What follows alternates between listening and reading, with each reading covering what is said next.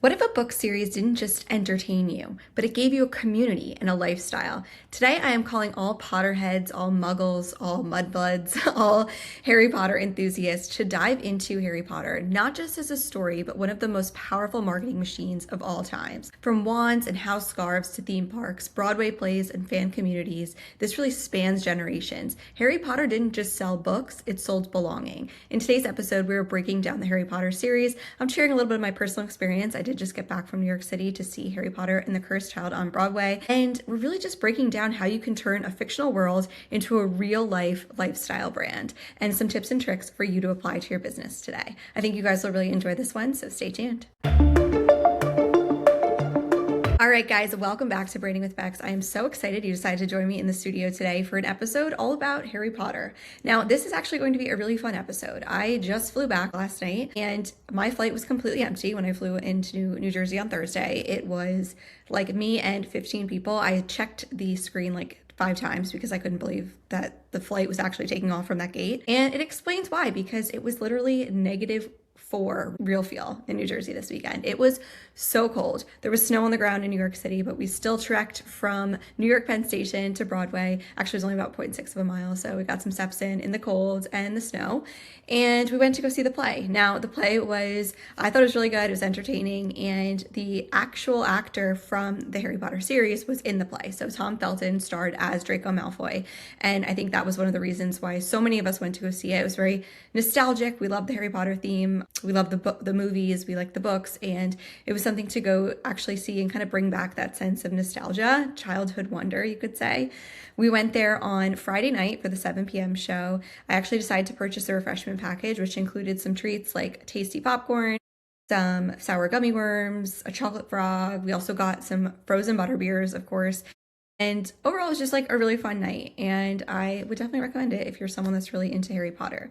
But today I want to talk a little bit more about Harry Potter. And as I was at the play, I was thinking, this is such a smart series. I mean, they really captured the audience from childhood to now. Like, the actors have grown up with the series, and then I think a lot of us who watched it when we were kids also grew up with it too. It really got my gears turning and thinking about the marketing side of Harry Potter. So we are Harry Potter nerds today in the marketing space. We are diving into how the Harry Potter franchise turned a fictional world into a real life lifestyle brand. And there's ways that creators, entrepreneurs, and brands can do this without having those billion-dollar budgets. I, for one, am someone that loves to go to the Harry Potter part of Universal Studios in Florida. It's like so cool. It's so fun. It's immersive. And I think there's a lot of little takeaways that this Harry Potter really, the whole franchise of Harry Potter has brought to not only merchandise, not only a book series, not only theme parks, but to Broadway and ultimately to that lifestyle sense of belonging brand. So we're going to dive into a little bit more about Harry Potter, how it became a lifestyle brand, and then we're going to tap into some ways that creators, entrepreneurs, and brands without billion-dollar budgets can use the same strategy to build something that people don't just buy from, but they want to live inside. So let's just get right into it. Harry Potter basically sets the standard for turning a story into a full-blown lifestyle brand. And I'm going to break this down into 2 parts in the episode. First, we're going to discuss how Harry Potter was marketed as a lifestyle brand.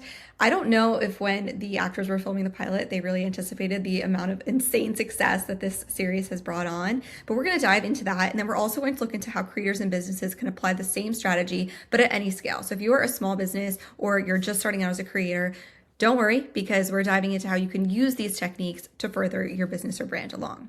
So how did Harry Potter become a lifestyle brand and not just a book series? There are little things in the story that ultimately set the stage for success in the future because they started with that deep but expandable world. So it wasn't just a plot and a story. There were different aspects of the story that really helped people form a lifestyle brand around it. So here's a few examples. There's a school system in the story. We have Hogwarts. We have the houses that you're a part of. I am a Ravenclaw, but there's like Gryffindor, Hufflepuff, Slytherin. There's the classes, a sense of community within that school system. Then there's also the culture. So you have the holidays. You have like Christmas at Hogwarts music. You have the Hallows Eve at Hogwarts, that whole vibe there. Then you have the food. Then you have butterbeer, of course. You have the sports, you have the Harry Potter slang. So it really created that sense of culture around the Harry Potter series. And then you also have that moral identity, right? So Bravery, loyalty, chosen family, friends. It creates that sense of community within the actual acting and the characters within the book as well. It makes it livable. So fans aren't just consuming it, but they inhabit it. They feel like they're a part of it. It succeeds because it gives fans a place to belong, not just a story to follow. Next, we want to dive into that identity-based marketing. And this is really the genius behind those Hogwarts houses. So the houses like Gryffindor, Hufflepuff, Slytherin, Ravenclaw, these are really powerful branding tools. And I really think this is a great opportunity for anyone that's looking to grow in the creator or business space because they're turning fans into self-segmented identities.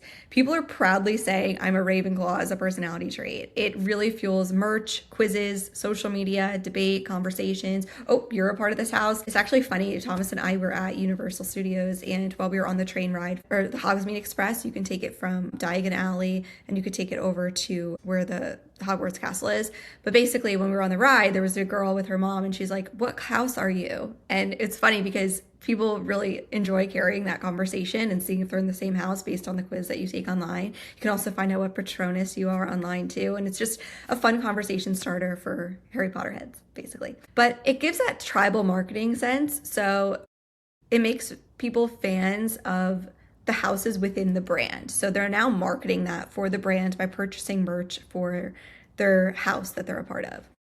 That merch, it doesn't feel cash grabby. You belong inside the universe. So wands, house scarves, chocolate frogs, butterbeer. It's not like there's just a logo. It really helps by selling objects from that Harry Potter world itself. And merch succeeds when it feels like artifacts, not advertisements. People get really excited to carry around a Harry Potter wand, to wear a cloak when they're walking around Universal Studios. And it gives that sense of like, I'm a part of the universe. I'm playing a part in this scripted world instead of I'm just wearing a shirt that has merchandise on, that has like a logo on it. So what's really interesting about the Wizarding world is that the theme parks and Harry Potter and the Cursed Child do something crucial. So whether you're going to a theme park or you're going on Broadway to go see the play, they turn that fandom into a physical experience. I've talked about this on the podcast, and I think this is going to be a huge trend for 2026, but people want to feel a part of something. They want to feel a part of the community. They want to enjoy life in real life, the theme parks, through the Broadway plays. And you can experience that physical world while also being a part of this huge sense of community. So fans can walk through Diagon Alley, they can drink butterbeer, they can attend a play. It really deepens the emotional attachment and it really expands the brand's lifespan. So it's not just we're a part of the online community and then guess what, like our social media platforms are down or people don't feel like going on that platform anymore and suddenly the brand's kind of fizzling out. The brand's lifespan now exceeds books, it exceeds in-person plays, it exceeds going to the theme park. It's like a part of something bigger. And it moves things from media to memory. It makes it a more memorable experience. It's not just something you absorbed online or something that you read in a book. It now becomes this experience and this time that you spent there. So once people make memories inside your brand, they don't just like it, but they'll start to protect it. And this moves into our next point about longevity through this expansion. So Warner Brothers and J.K. Rowling worked really hard to carefully approve of spin-offs. Actually, the play was written by J.K. Rowling and then I think also some playwrights as well, but it helped to maintain that consistent aesthetic and it protected the magic by limiting the overexposure and be really strategic with the different avenues that they were going to go with Harry Potter. Restraint actually will help to increase the demand. People are more excited to go see it. There's not 500 Harry Potter worlds going up all over the place. People have to go to a specific theme park to see it. Same thing with the plays, like you're going to see them in a big major city. With this play specifically, having Tom Felton there was an awesome, really great marketing move for them because it's bringing in that sense of nostalgia, that limited time availability. I think he's only in the play from like November till sometime in the spring this year. So it's like a short period of time that you can only go to see him on Broadway. And it helps to protect that magic. It helps to keep things relevant and constantly in demand. So if you're looking to apply this strategy and you think, wow, this is great for Harry Potter, but Harry Potter has pretty much an unlimited budget. They bring in so much money. Fun fact, Tom Felton made $500,000 per minute in the Harry Potter series, something along those lines. And he was actually only in the Harry Potter series for about 30 minutes throughout all of the movies. So that was a really great agreement decided upon from his agent. Let's just put it that way. That is a pretty, I would definitely say Potter for $500K. each minute. Come on. I mean, I'm just kidding. I know he did more than that, but moving on.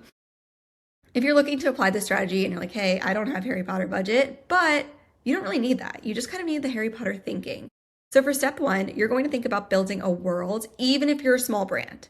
So here's a few ways you can do that. You can think about your values. So what values does my brand stand for? What language, symbols, or rituals could fans potentially adopt from the world that you're creating? And then what does being a fan look like? Does it mean wearing merch? Does it mean sharing it with your friends? Does it mean attending in-person events?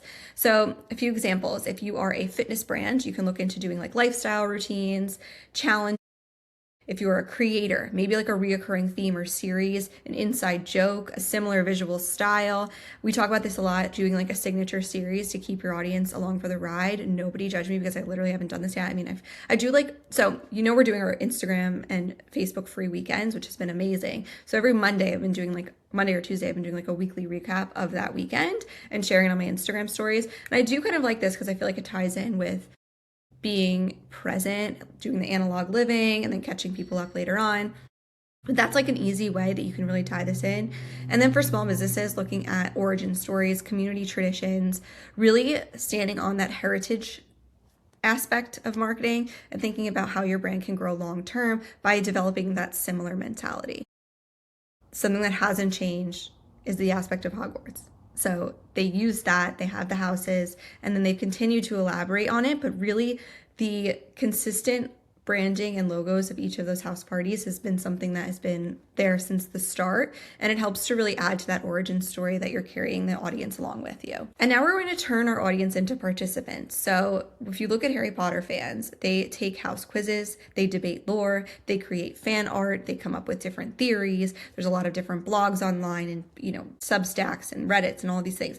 And it's turning your audience into advocates for the brand. They're so excited to partake and to add into this community that they're going to take time to complete a house quiz. They're going to take time to talk to someone about it. So really use this for your brand in a way that lets people choose their identity, choose their path, encourage user-generated content. You want to see testimonials. You want to see fan art. You want to see them creating those rituals and participating in weekly prompts, challenges, events. And that way people stay because they're going to feel seen, they're going to feel part of that community, and that can really help with expanding your business, even if it is a small business. So before you start to sell stuff, you want to think about selling that meaning aspect. So you're going to start with a clear emotional promise.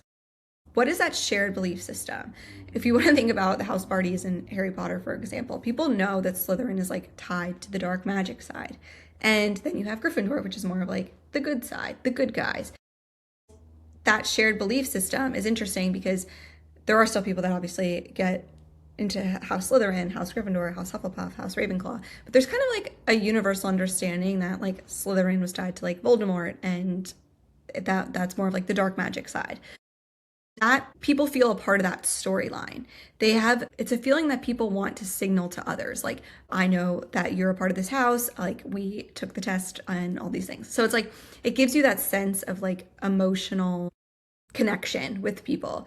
And you don't want to start with jumping into selling merch right away. The merch becomes later. It becomes a badge. It doesn't become a product. So an example, another way to think about this is like the house parties, the first Harry Potter, they didn't start selling merch before that book or before that movie came out because people didn't really know what the house parties were. They weren't really tied to it yet. Once the Sorting Hat scene came out and people started to get tied into it and really wrapped up in the storyline, then the merch for the house parties came, but it wasn't before then. We want to think about how we can expand this into experiences, even small ones for your business.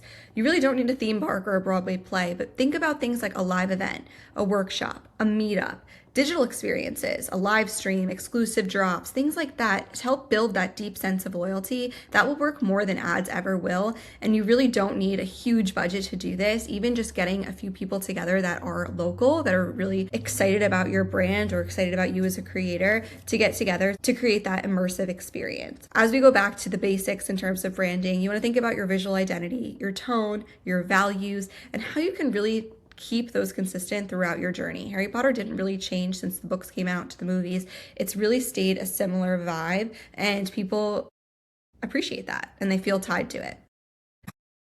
The secret isn't making marketing harder, it's creating something that people want to live inside. It's creating that sense of an immersive world.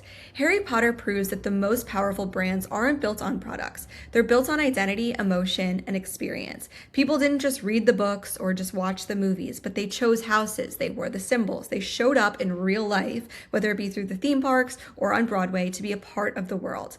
And that's really the real takeaway here. So whether you're building a brand, a business, a personal platform, the goal isn't to just sell more, but it's actually to create that meaning so you have that audience in the longevity for the long term. When people feel like they belong to what you're building, they don't just support it, but they will continue to carry it forward. We see this exhibit right here when I'm saying like the sense of nostalgia, reliving my childhood, grew up watching the Harry Potter movies. Now here I am going to see them with the continued storyline for Harry Potter and the Cursed Child. So if you enjoyed this episode, make sure to subscribe and share it with someone who loves branding or Harry Potter. Hopefully there's something in here that you can apply to your personal brand or business. I think there's a lot to learn from Harry Potter. I overall had such a fun time going to see the play, and I think that it really sparked a lot of marketing thoughts for me of like, how can people apply this? How have they created such an amazing brand that has literally been carried on from when we were kids through adulthood, and it's continuing to shine. I think we're seeing, the expansion of Epic Universe and all these different things, and people are so excited for it because they've been a part of this immersive world for so long and for decades, and I think it's just going to continue to expand. Thank you all so much for listening, and I'll catch up with you all on the next one.